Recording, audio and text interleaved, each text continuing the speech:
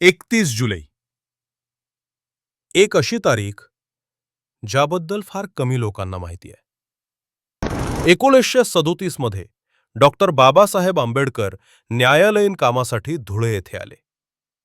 पण हा फक्त न्यायालयाचा प्रवास नव्हता. तो होता न्याय, समता आणि स्वाभिमानाचा संदेश देणारा प्रवास. धुळ्यातील 3 दिवसांच्या मुक्कामात त्यांनी अनेक कार्यकर्त्यांना प्रेरणा दिली आणि समाजाला संघटित होण्याचा संदेश दिला. आणि पुन्हा 31 जुलै 1946 देशाच्या भवितव्याचा काळ.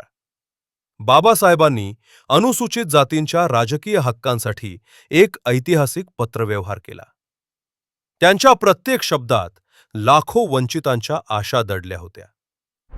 इतिहास फक्त मोठ्या घटनांनी घडत नाही, तो अशा तारखांनीही घडतो ज्या अनेकदा आपल्या लक्षातही राहत नाहीत.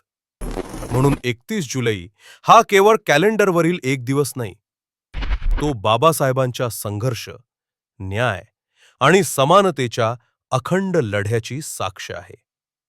जय भीम. नमो बुद्धाय.